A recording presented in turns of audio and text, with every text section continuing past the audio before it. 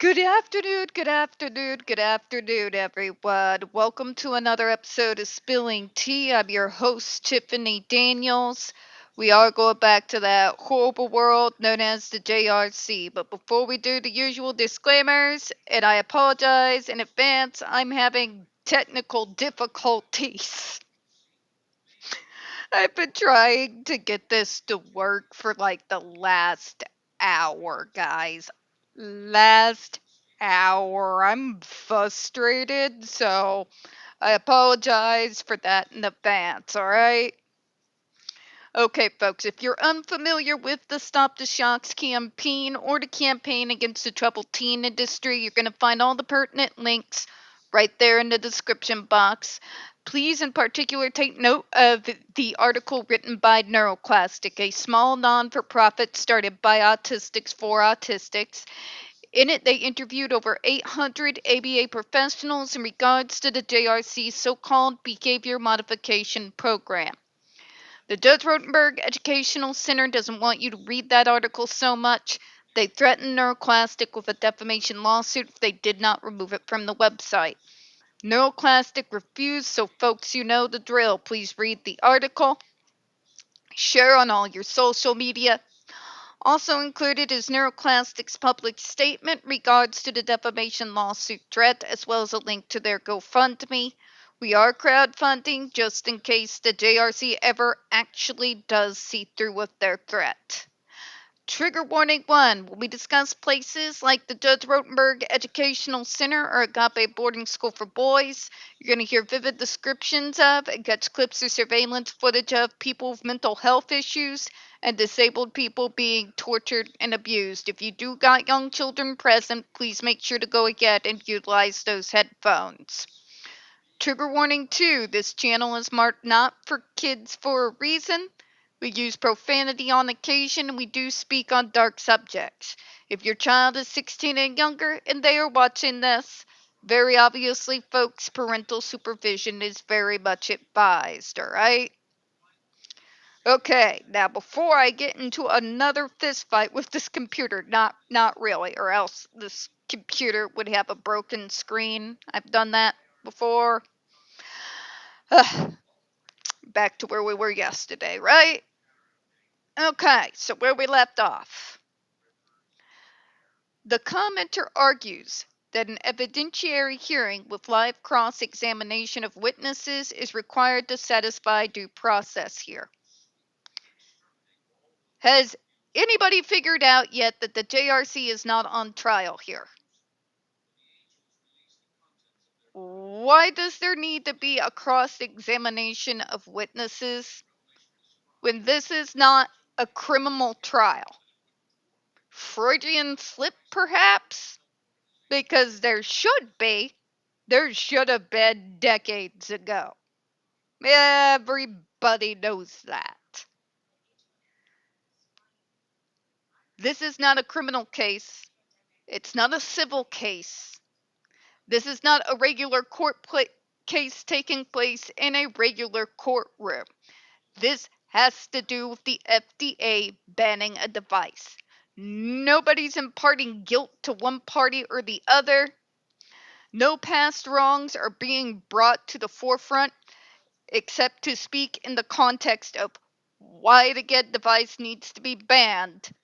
So please explain to me, like I am 5, why there needs to be a cross-examination of witnesses here. But we should have the right to plead our case. You had the same right as those of us who oppose the get device to plead your case. This is not a criminal court. Okay? How you plead your case when you're dealing with something like this and you're working with the FDA properly is that you provide the evidence. Nobody's imparting guilt. What are your facts? UJRC don't have any. But we should be able to cross-examine. What they want to do, folks, is they want to try and poke holes into these other experts. and again go on their never ending martyrdom of, you just oppose physical aversives, don't you? Don't you? See? Clearly they're biased. If that is the case, JRC, then the rest of the damn medical model is biased. If that is our definition here of what bias is, then literally the rest of the medical model is biased against poor little JRC. Well, I'm sorry to bust your bubble, but you are not David here fighting Goliath. You're not the little guy.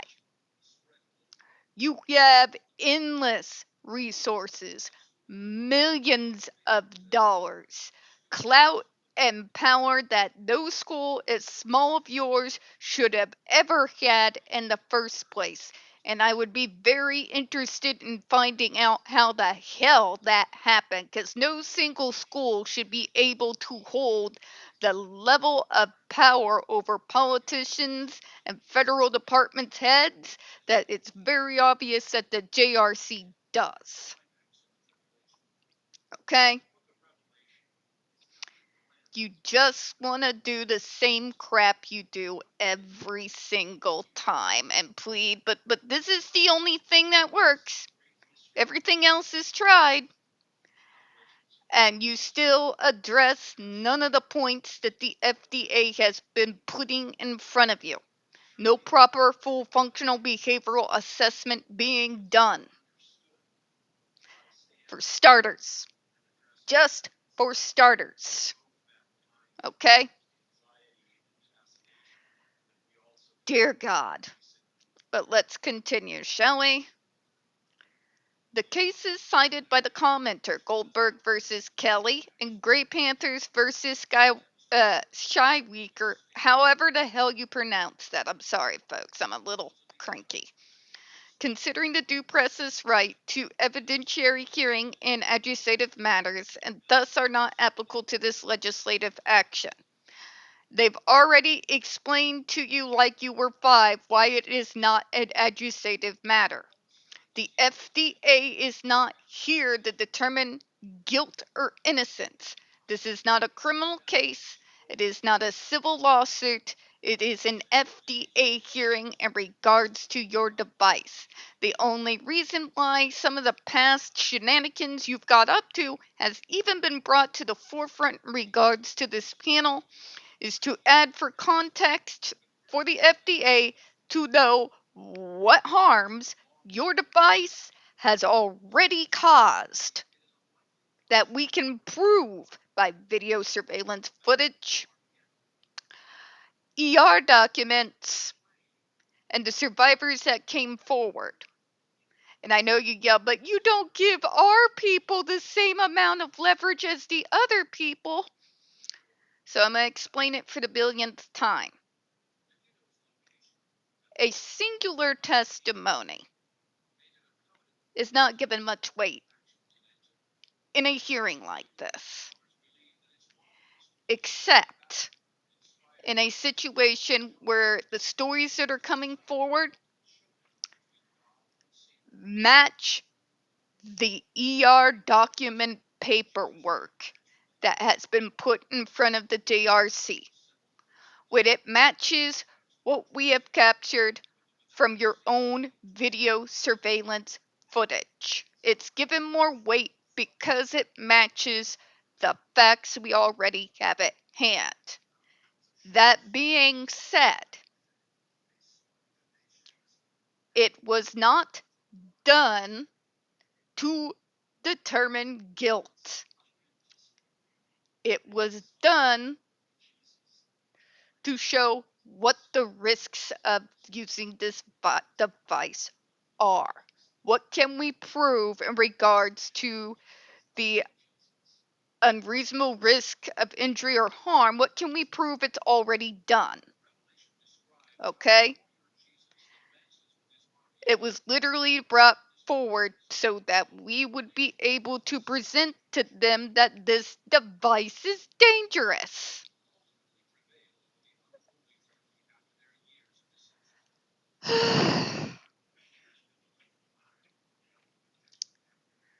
Further, in those cases, the court held that due process requires an opportunity to be heard. Here, interested parties, including the individuals affected by this ban on their own or through their representatives, have had ample opportunity to present evidence and their views to the FDA, and the FDA has clearly explained the reasons for banning the ESDs for SIB or AB. Thank you! Thank you! You had the exact same opportunities and the same window of time as all the rest of us to provide evidence to support your insanity. The problem is, you couldn't do that, could you? Nobody could. But especially the shoddy as hell self-produced clinical study wouldn't be taken seriously by any research institute, clinical study centers, anyone really, literally anyone. All right? You had the same opportunity. The FDA also allowed the parents that support your insanity to come forward with their testimonies. And you have complained about how we didn't give them the same weight as those who had testimonies against it. But again, and this is something I know a lot of modern people don't seem to grasp or understand. They just think that if you accuse someone, they're automatically guilty. But how it actually works in the real world, kids, is that a witness testimony is given more weight when there are receipts to back them up. They gave more weight to the survivor testimonies that were done before the FDA panel and that are written because they had the ER documents. People literally waived their HIPAA rights to bring their psychological records forward for this, folks. That's unheard of. Literally unheard of. That's why they were given more weight than the parents who long ago drank your Kool-Aid and swallowed your nonsense. Okay? If you want to be taken seriously, folks, if you are bringing forward a witness or survivor testimony, you're always going to give more weight to those who the evidence backs. It's something the JRC has continuously, literally never addressed, and they keep regurgitating the same crap and spewing the same crap over and over and over again with literally not addressing a single question or challenge that has been brought up by anyone. Literally anyone, including the FDA. Alright? Ugh. Unlike the circumstances in Grey Panthers, FDA has no financial or other interest in the outcome of this proceeding other than the protection of the public health. Thank you! Thank you. I've said it once, I've said it a billion times. None of us are being paid for this. I literally have nothing to gain doing this work. I am not getting paid for it. This channel is not monetized, as can be obviously seen by my very amateur efforts in making these videos. It's not flashy, it's not smooth, there's no theme music. I barely know what I'm doing. Alright? I'm making no money off of this. The advocacy agencies, NeuroClastic, ASAN, ARC, Easter Seals, none of us are making money from this. 20 years of my life, folks. 20 years of my life has been invested in this fight. There are other people who've literally been in this fight since the 80s. Imagine that. The 80s. Okay? Before they did the Get device, and they were just pinching and doing their version of waterboarding people. When they would stick a cloth, stretch it across the face and across the back like this, and spray them with a squirt bottle. Forcing hot sauce on folks. Yeah. Yeah, that. Okay? Nobody's getting paid for this. The FDA is following their government mandate of looking at this situation and examining the device and going through all the facts to determine whether or not this device needs to be banned. That's it. They're not here to determine guilt. They're not here to determine innocence. They literally have no dog in the fight. None. None. All its advocacy groups who have been going at this for years, and the JRC keeps saying it's all the advocates and they just don't like aversive therapy and I've still not received a coherent logical answer from the JRC in any capacity or form as to what they think we are getting out of this. Like, why do you think we're doing this, JRC? Why do you think we're doing this? Because many of us have been in this for years, year after year, decade after decade. Okay?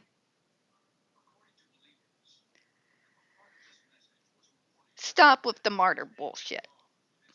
Quit trying to say, but they're lying or they're willfully misinterpreting. For what reason? For what reason? Tell me, I would like to know. They never answer that question because they can't. They cannot back up their claims. That, at the end of the day, is what we're talking about here. The survivors, in regards to how this device is effective, them can back up their claims. Decades of receipts, ER documents, video surveillance footage, the research and data in regards to alternative treatments, and the actual data in regards to their success. What you actually need to do in order to get a child into the type of program that's going to work best for them instead of just throwing them from one place to another. And again, none of these are ever addressed. The JRC just keeps regurgitating the same nonsense and answering nothing. Let's finish this out, all right? This is not an area where cross-examination of people submitting comments would be warranted. Thank you, because at the end of the day, this was an FDA panel in regards to banning a device. It is not a court case, it's not a criminal trial, or a civil lawsuit. They had the same opportunities to provide evidence and testimonies as we did. What they're really complaining about is that they cannot defend their position. What they cobbled together is so ridiculous that they have to keep up this idea of, well, you're just being biased and not listening to us, because that's all they got.